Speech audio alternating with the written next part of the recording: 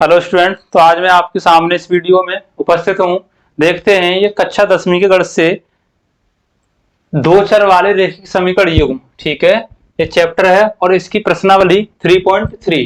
ठीक है, इस 3.3 प्रश्नावली का पार्ट 1 है।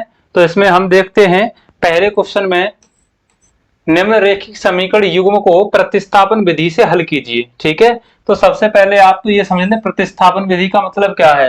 प्रतिस्थापन विधि का मतलब है प्रति मतलब एक, ठीक है, और स्थापन यानी कि उसका स्थानांतरण कर दिया जाए। एक इनमें से दो चर वाले क्या हैं, रैखिक समीकरण है, तो एक का क्या कर दें, स्थानांतरण कर दें। ठीक है, प्रतिस्थापन कर दें, एक का मान निकाल के दूसरे समीकरण में रखना है और उसको क्या करना है, सॉल्व करना है। तो उसको हम क्या कर रहे हैं, प्रतिस्थापन विधि से कर रहे हैं।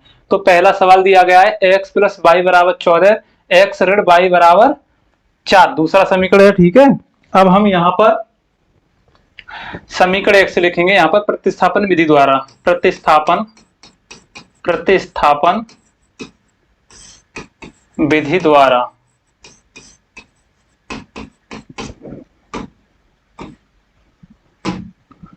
अब समीकरण एक से, अगर समीकरण एक से लेंगे तो यहां से x बराबर इस y का क्या कर दें, इधर पक्षांतर कर देंगे तो ये माइनस का हो जाएगा 14 ऋण का y हो जाएगा। ठीक है, अब ये इसको हम क्या दे देंगे, समीकरण 3 देंगे। ये हमारा एक था और ये 2। अब हमने एक को ही एक में से x बराबर 14 ऋण y यानी इसी को हमने दे दिया 3 समीकरण नंबर। अब क्या कर रहे हैं हम, x का मान प्रतिस्थापन करेंगे। ठीक है, x का मान क्या है, 14 ऋण y है। 14 ऋण y को हम कहाँ रखेंगे, समीकरण नंबर 2 में। ठीक है, तो यहाँ पर जहां x लिखा हुआ है वहां पर हम x का मान, तो यहां लिखेंगे x का मान समीकरण एक में रखने पर।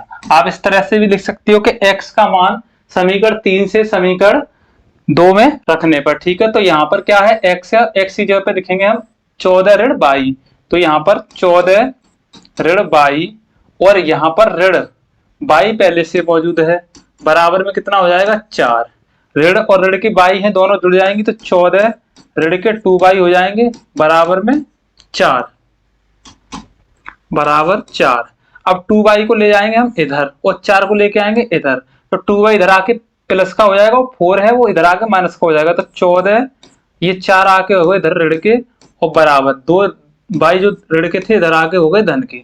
और 14 में से 4 कम करेंगे तो कितना बचेगा, यहाँ पर 10 बराबर 2y।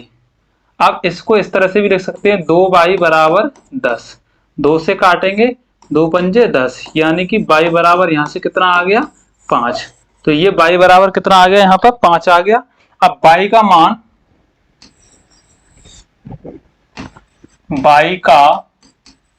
मान समीकरण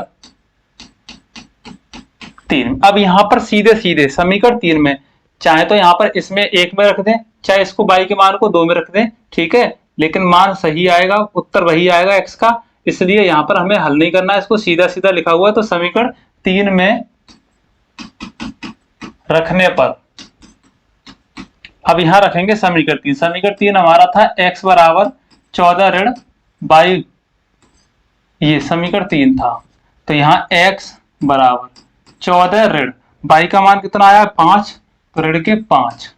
x बराबर 14 में से 5 कम करेंगे तो बचेगा 9, तो ये x का मान आ गया 9। ठीक है, तो यहाँ से x बराबर कितना आया है, 9 और y बराबर आ गया 5। तो ये है इस समीकरण के हल। ठीक है, ये है आंसर। ठीक है, अब देखते हैं नेक्स्ट क्वेश्चन दिया गया है इसका सेकंड, s माइनस टी बराबर 3 और दूसरा समीकरण दिया गया है, ये है पहला और ये है दूसरा। s बटे 3 धन s बटे 3 धन t बटे 2 बराबर 6। ठीक है, तो ये दूसरा समीकरण दिया गया है।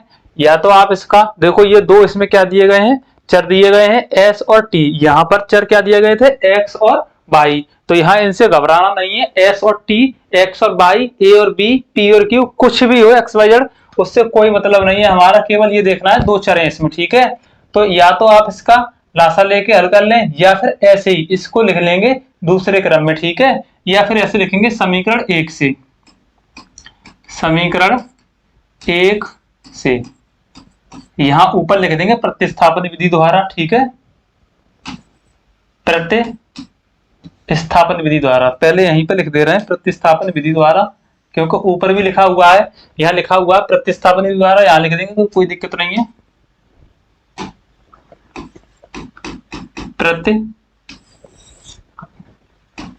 प्रतिस्थापन विधि द्वारा, ठीक है। तो सबसे पहले लेंगे समीकरण 1 से, समीकरण 1 से, समीकरण 1 को लेंगे यहां से, तो s माइनस टी बराबर कितना है 3 है, तो यहां से s बराबर निकालेंगे तो 3 तो था ही, ये t इधर जाएगा तो प्लस का हो जाएगा। अब इसको हम दे देंगे समीकरण नंबर 3, क्योंकि 2 ये है, समीकरण नंबर 3 दे दिया इसको। s का मान ऐसे लिख देंगे, समीकरण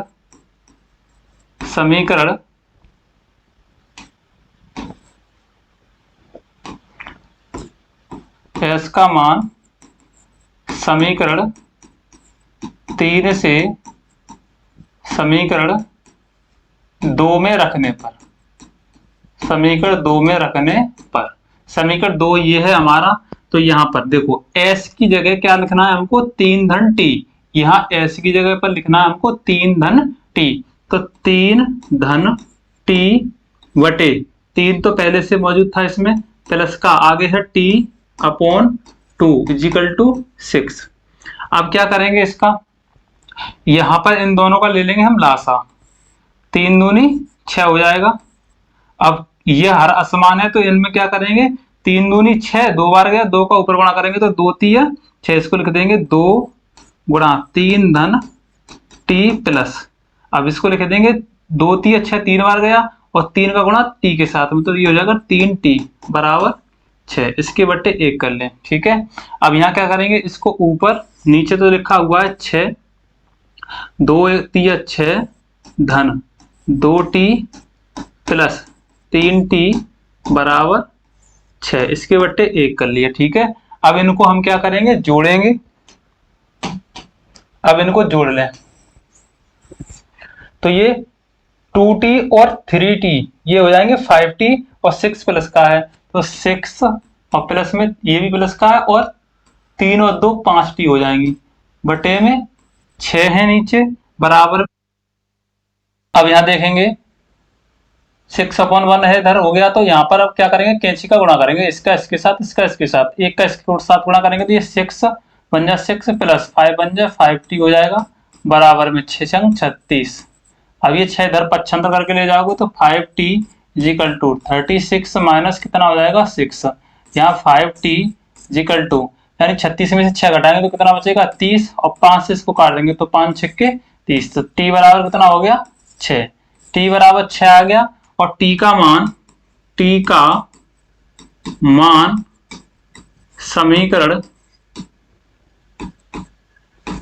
समीकरण इसमें समीकरण 3 में रख दें यहाँ पर, ठीक है। तो ये समीकरण 3 है हमारा, यहाँ पर रख देंगे उठा के, तो ये समीकरण 3 क्या था, s बराबर 3 प्लस t, ये समीकरण 3 था, s बराबर 3 धन t, ये समीकरण 3 है, तो यहाँ पर t का मान रखेंगे s बराबर 3 धन t का मान कितना है 6 है, तो s बराबर यहाँ से 3 और 6 कितना हो जाएगा 9, तो ये समीकरण के इसके हल होंगे, ठीक है। t बराबर 6 और s बराबर 9। अब देखिए नेक्स्ट बढ़ते हैं, थर्ड क्वेश्चन है इसका, 3x माइनस वाई बराबर 3 और 9x माइनस 3y बराबर 9, ठीक है। यहाँ पर ये दिए गए हैं, तो ये समीकरण 1 है इसका और ये समीकरण 2 है, तो यहाँ पर प्रतिस्थापन विधि से करेंगे इसको, प्रतिस्थापन विधि से। अब देखिए यहाँ पर समीकरण 1 को लेके आना है, तो समीकरण 1 से करेंगे, यहाँ पर 3x माइनस वाई बराबर 3, तो यहाँ से इस x y को इधर ले जाओगे, इसको इधर ले आओ, तो ये थोड़ा आसान होगा, 3x ये माइनस का हो जाएगा, प्लस का था 3 धरा के बराबर, ये माइनस का y है धरा के किसका हो जाएगा प्लस का, ये हो गया प्लस का y। अब इसको इस तरह से भी लिख सकते हैं, या y बराबर 3x ऋण 3। अब इसको दे देंगे हम समीकरण नंबर 3। ठीक है, तो यहाँ लिखेंगे y का मान समीकरण